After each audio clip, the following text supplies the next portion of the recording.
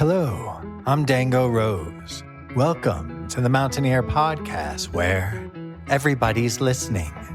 The Mountaineer brings you the latest news of the Peak to Peak region, in print, online, through our podcast, social media, and special publications. Now, listen in to the latest news of the area with our local journalists.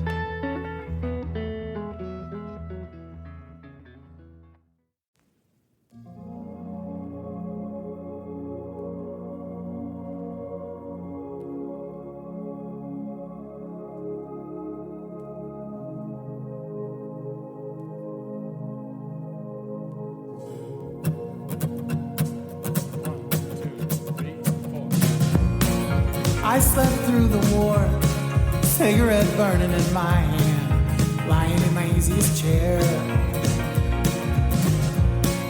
I slept through the noise, neighborhood burning around me, but I didn't even open my eyes.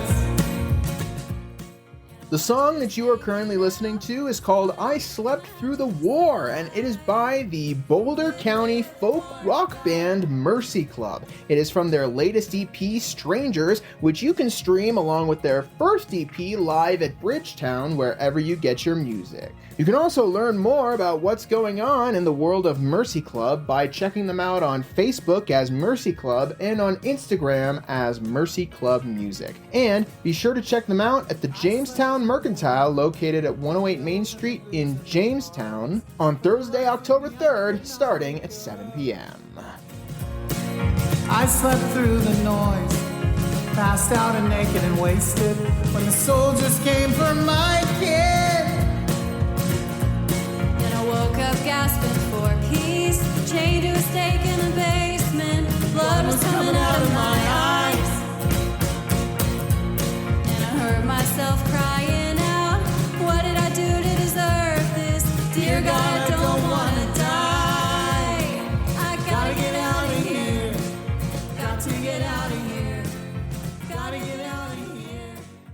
Hello again, everybody. My name is Jamie Lammers, and welcome back to this week's Monday edition of the Mountaineer Podcast, where I bring you various topics from across the Peak to Peak area. I am back from the wedding that I attended on Jekyll Island in Georgia, and we are now going to catch up on the podcast schedule. I mentioned in the previous podcast that I was thinking I would upload the Music of the Mountains episode first, but then I realized it was probably better to ease back into the schedule, so I'm going to let my guest correspondent take over for today's regularly scheduled episode, and I'll try and get out the Music of the Mountains episode by tomorrow. Before we have our guest correspondent introduce herself real quick, though, it's time to announce the movie at the Backdoor Theater. For the second week in a row, the regular movie at the Backdoor Theater is Beetlejuice, rated PG-13. Here is the logline from the Backdoor Theater's website. 3 generations of the Dietz family return home to Winter River after an unexpected family tragedy. Still haunted by Beetlejuice, Lydia's life soon gets turned upside down when her rebellious teenage daughter discovers a mysterious portal to the afterlife.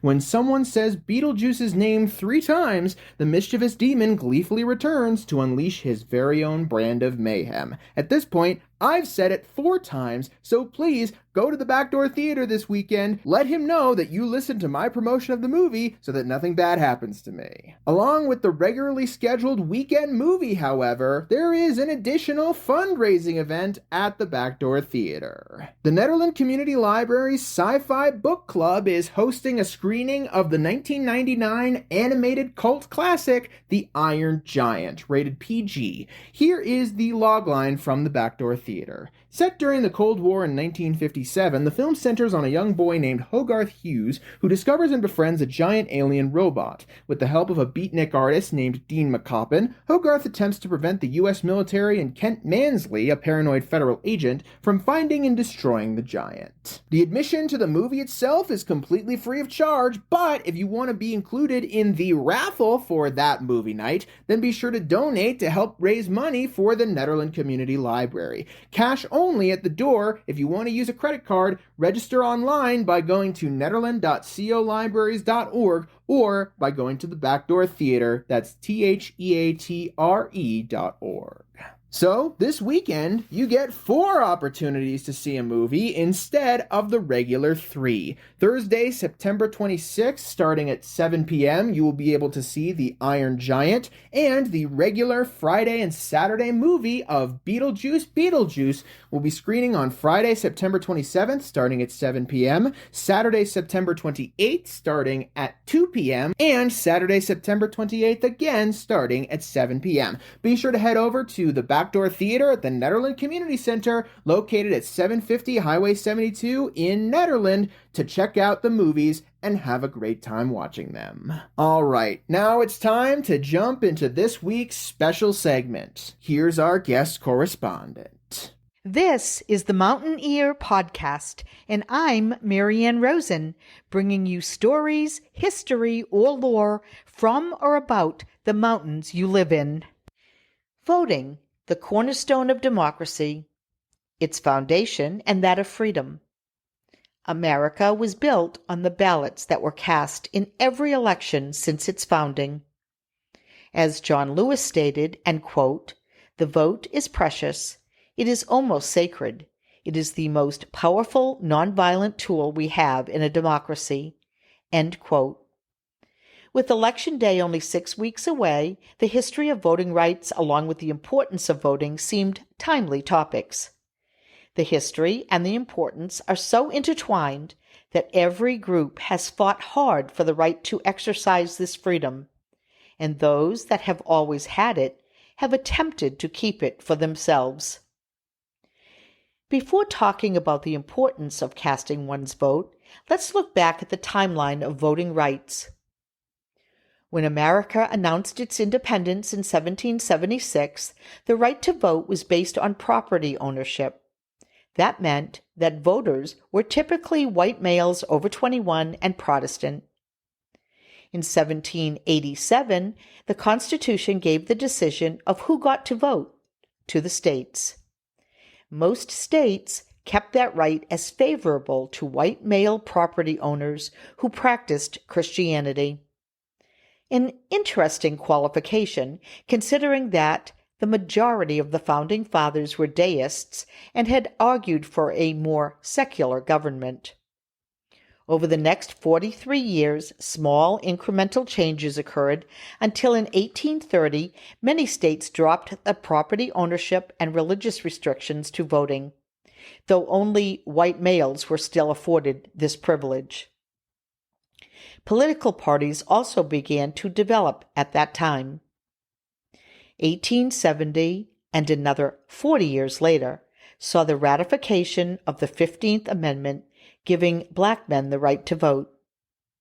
The road to the enactment of the 15th Amendment was not an easy one. However, during Reconstruction after the Civil War, a progressive wing of the then Republican Party, which eventually turned into the current Democratic one, got behind this voting rights cause and pushed for the black man's right to vote. It is noteworthy to consider that not only did African American men receive the right to vote, but also won several seats in Congress. 2 of the first African Americans to be elected to the U.S. Senate were Hiram Revels and Blanche Bruce.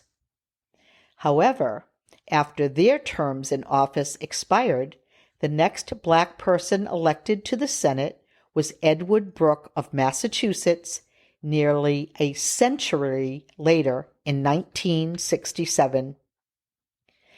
By 1877, however, the 15th Amendment became much more confined by state and local laws that required a poll tax, literacy tests, and grandfather clauses unfeasible to prove, along with intimidation. These were set forth to make it extremely difficult, if not impossible, for black men to vote. This did not fully change until 1964. In 1890, Wyoming became the first state to give women the right to vote. This was done via their state constitution. Our own state of Colorado played an important part in the history of voting rights when they became the second state to provide women the right to vote 27 years prior to the passage of the 19th Amendment. Colorado was the first state to grant this freedom through a voter referendum.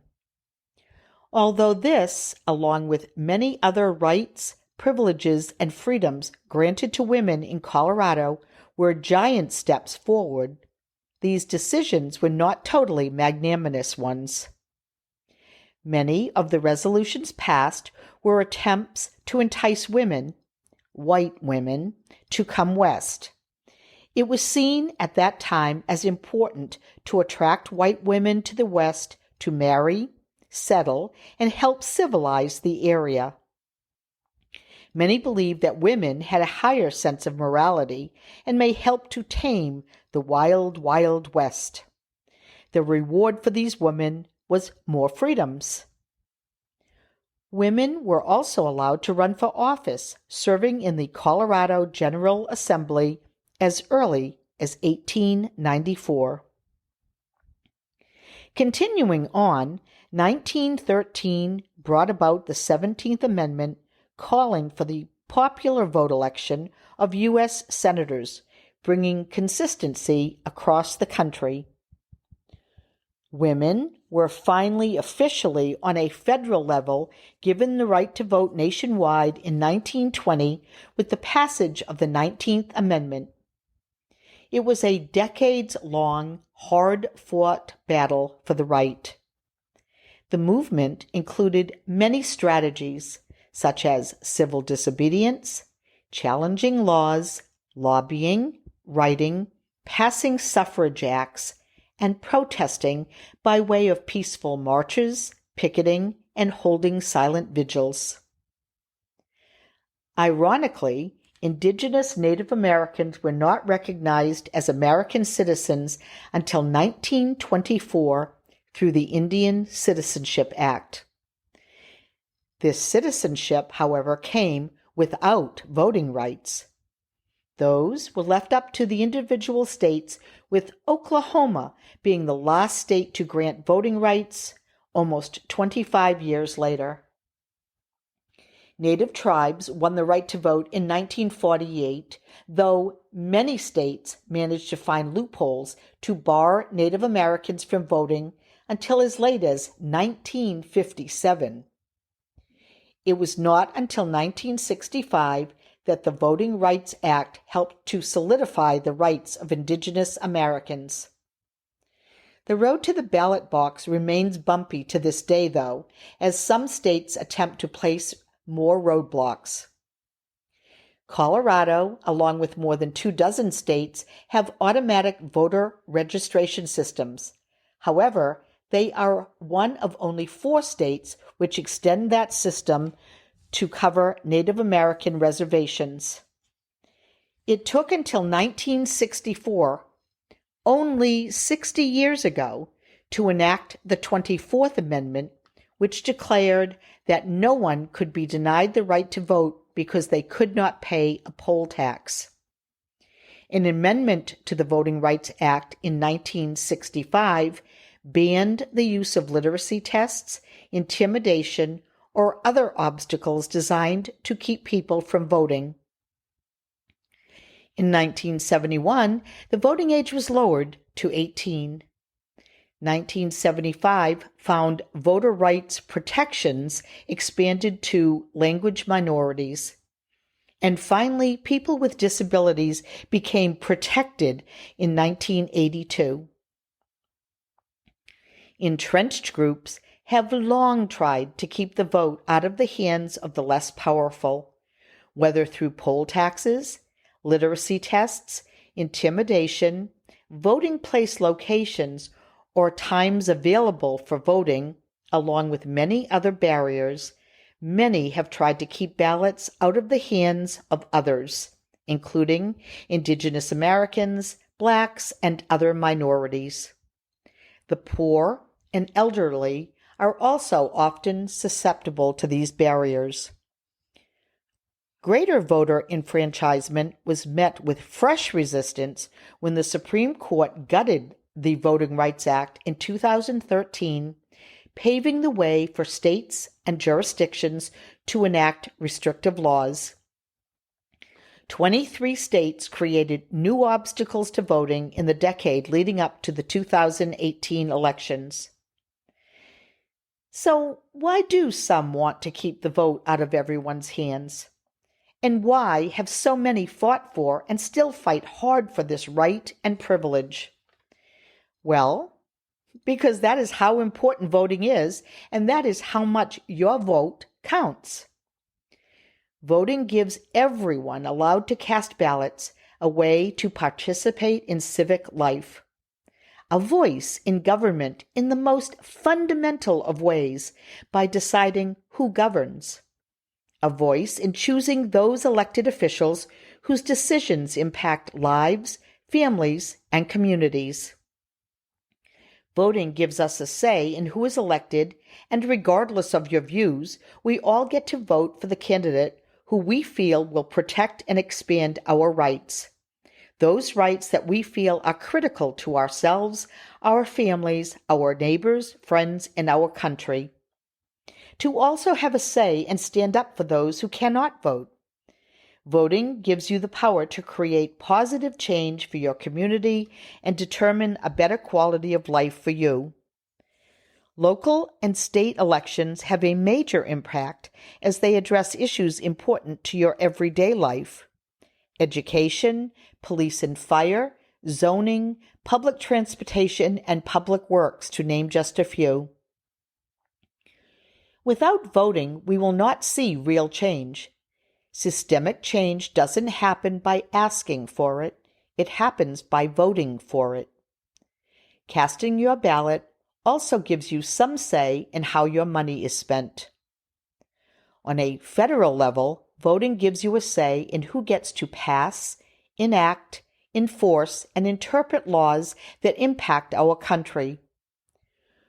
Who we elect makes a difference in who is selected to sit on the Supreme Court, and on very rare occasions, who decides the presidency. It also helps ensure that power passes peacefully from citizen to elected officials and from those elected officials to their successors. If you do not use this freedom, you may even lose it. It is easier to see our votes at work when thinking about local, town, state, or U.S. Congress elections, which are won by popular vote, where the one-person, one-vote format is understandable. Electing people or voting on ballot questions that affect our daily lives or our country are significant reasons to get out and vote. Another consequential reason for voting, which was mentioned previously, is that those candidates whom we elect to the U.S. Congress make and enact laws, but also are a salient part in determining who sits on the Supreme Court and who then interprets those laws. The Senate, House of Representatives, and the Supreme Court are indispensable partners in our country's system of checks and balances. This system allows each branch of government to limit the power of the other branches. This structure was put into place to prevent any one branch from becoming too powerful and helps to ensure that decisions are made with proper scrutiny. In addition to responsibilities already mentioned, Congress has a mechanism which can be used to override a presidential veto with a 2/3 vote and can impeach or remove the president. It also creates the federal budget and can declare war. Overturning laws enacted that are deemed unconstitutional is the job of the Supreme Court. The third component of this, our checks and balances approach, is the executive branch, which is the president. The president enforces the laws of the land, nominates heads of federal agencies and Supreme Court justices, and has veto power over legislation or laws passed by the Congress. The president sets the tone and agenda for the country. It is the presidential election, however, where, because of the Electoral College, citizens feel that their vote may not count. Supporters of the Electoral College argue that it requires presidential candidates to have broad appeal across the country in order to win, while critics contend that it is not representative of the popular will of the nation. Although the presidential election is less about the one person, one vote, your ballot is still paramount. The Electoral College votes are based on the popular votes within a state. Some states are winner-take-all, while others assign votes to each candidate by the percentage of ballots cast for each individual. Either way, it is imperative to vote so that your chosen candidate receives as many Electoral College votes as possible. Interestingly, with all of the concern about the Electoral College, out of 58 presidential elections to date, there has only been 5 where the popular vote and Electoral College vote did not align. The first 3 times were in 1824, 1876, and 1888. In 1824, Andrew Jackson won both the popular vote and the greatest number of Electoral College votes, though not the number needed. The election was then decided by Congress, who, after some behind-closed-doors maneuvering, chose John Quincy Adams as president. Rutherford B. Hayes was also awarded the presidency by Congress in 1876, although he lost the popular vote and initially the Electoral College. Hayes went on to win the Electoral College by 1 after Congress allocated 20 disputed votes to him. Benjamin Harrison won the Electoral College and became president in 1888, although he lost the popular vote to Grover Cleveland by 90,000. For the next 112 years, election results returned to normal, with winners taking both the popular and electoral tallies. Then came the hotly contested presidential election of 2000, which made it to the Supreme Court. With Al Gore winning the popular vote by a count of 543,000, the Electoral College ballots came down to Florida, where George W. Bush led by 537 popular votes.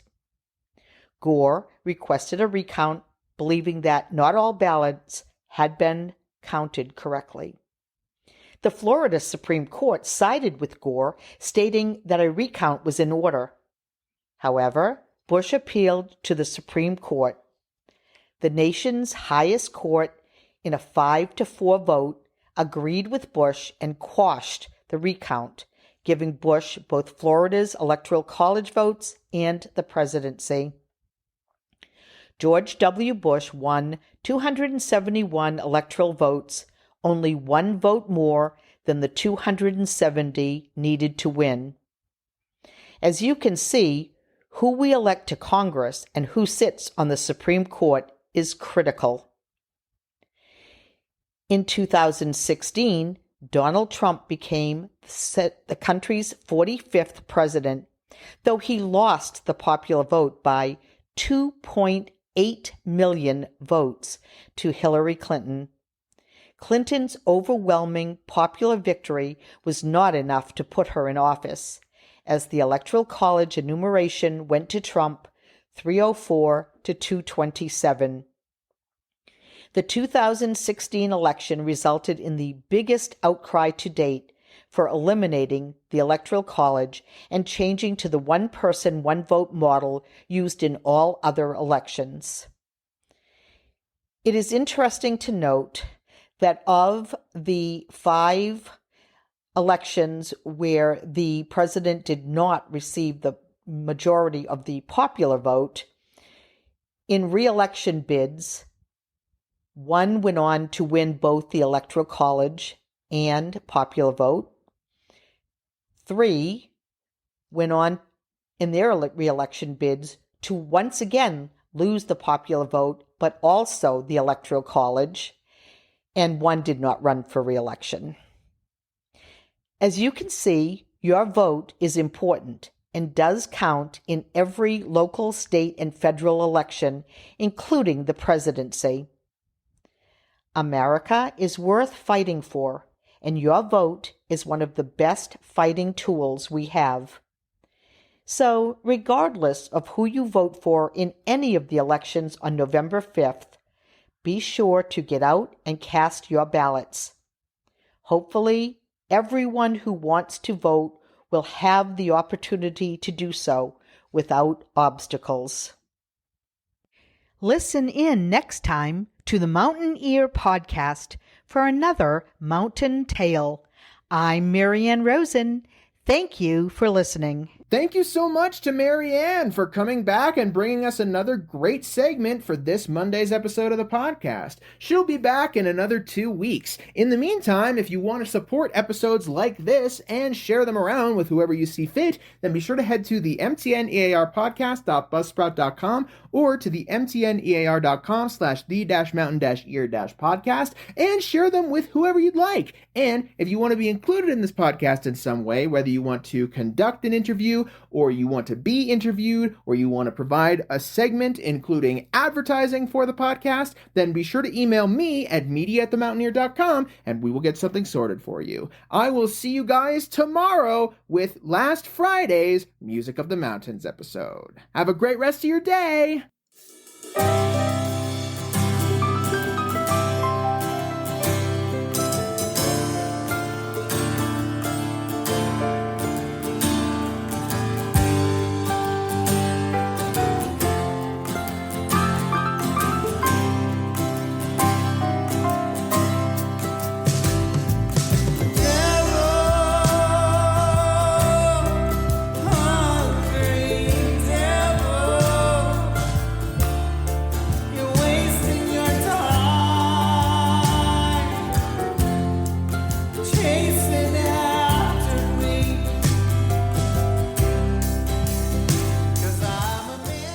The song that you are currently listening to is called Devil Wasting Your Time, and it is from the latest EP from the Boulder County folk rock band Mercy Club called Strangers, which you can listen to along with their first EP live at Bridgetown, wherever you get your music. You can also check them out on Facebook at Mercy Club and on Instagram at Mercy Club Music to learn more about what's happening in their world.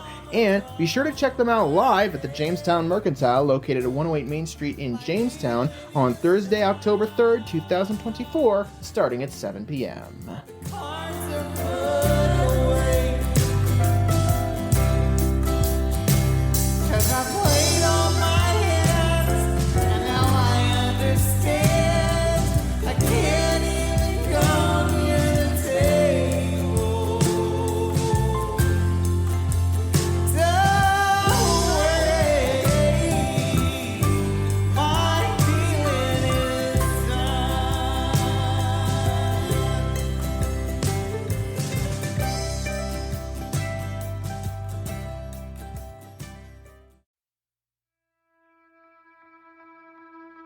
And that's it for our show.